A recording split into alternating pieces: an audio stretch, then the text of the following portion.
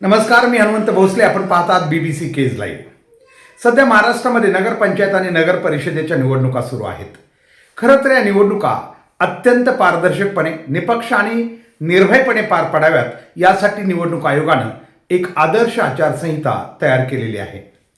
मात्र ही आदर्श आचारसंहिता प्रत्यक्षात अंमलात आणली जाते का, हा मोठा प्रश्न संपूर्ण देशातील नागरिकांच्या समोर उभा आहे.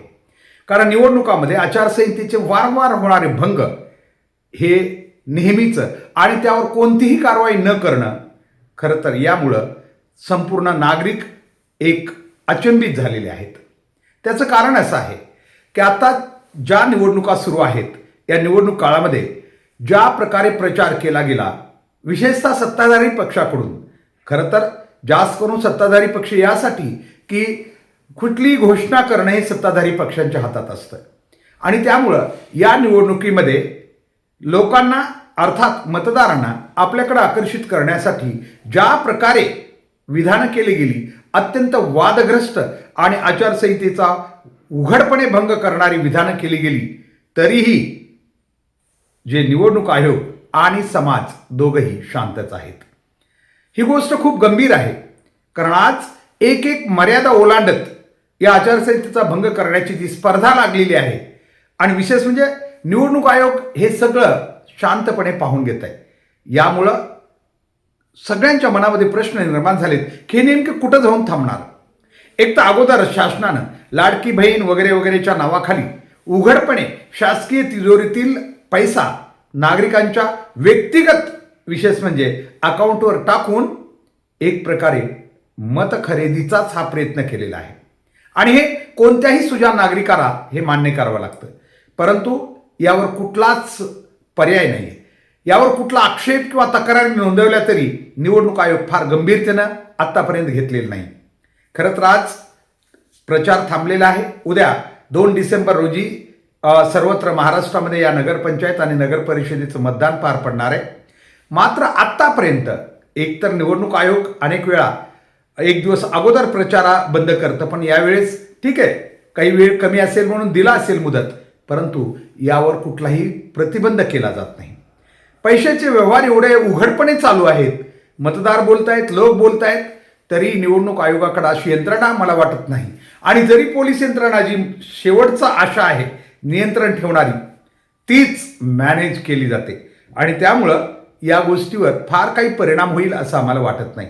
तरी निवडणूक आयोगाने शेवटच्या टप्प्यामध्ये म्हणजे उद्या मतदान आणि आज कदाचित म्हणजे आत्तापर्यंत निवडणूक आयोग झोपलेलं होतं, मात्र आता म्हणे काही ज्यांनी वादग्रस्त विधानं केलेली आहेत, माझ्याकडं कोणी म्हणतंय माझ्याकडं तिजोरीच्या चाव्या आहेत, कोणी म्हणतं चावी जरी असली तरी मुख्य अधिकार आमचा आहे, असंख्य अशी उदाहरणं पाहायला मिळली या प्रचारादरम्यान, जी की अतिशय कोणी अगदी माईकच्या समोरूनच फोन लावून MIDC सारख्या योजना मंजूर करत होता, तर कोणता मंत्री काय काय विचारू नका, कोणी आमदार खासदार प्रत्येक काहीतरी एक नाटकीय पद्धतीनं मतदारांना आकर्षित करण्याचा प्रयत्न करत होते.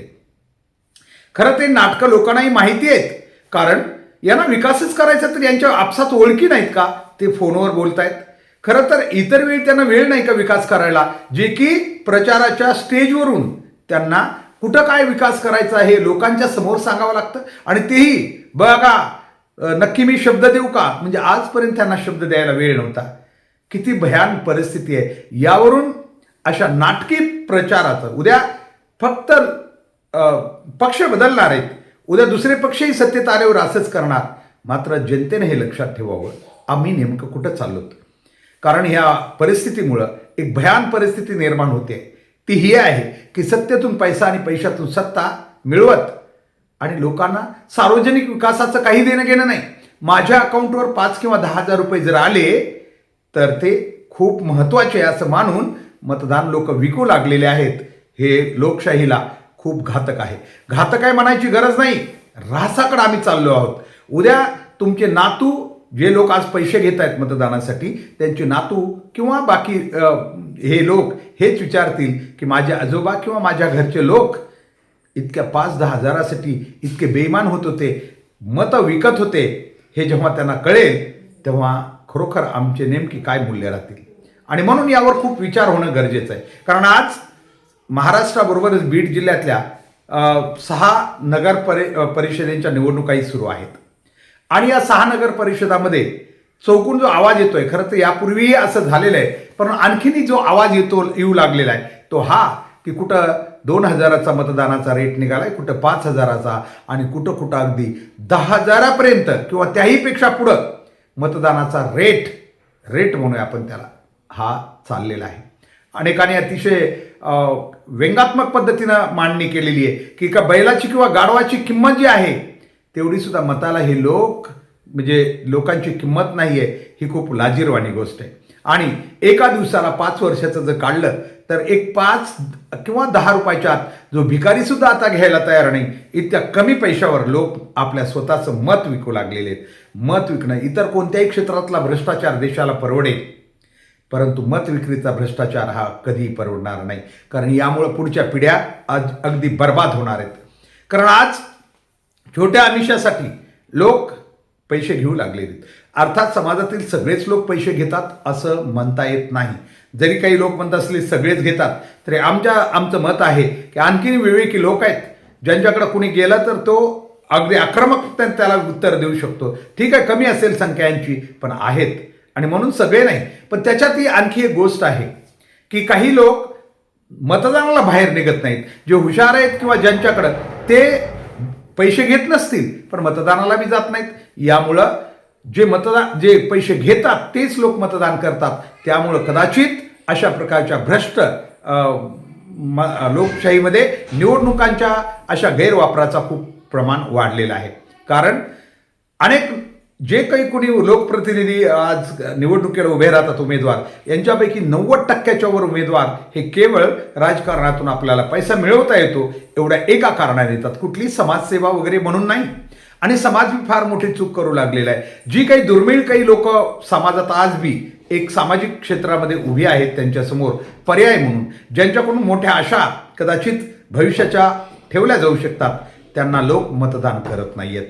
कदाचित पैशाकडं लोक वळत आहेत आणि त्यांना हेही माहिती आहे की हा पैसा नेमका आलेला आहे कुठून नाही.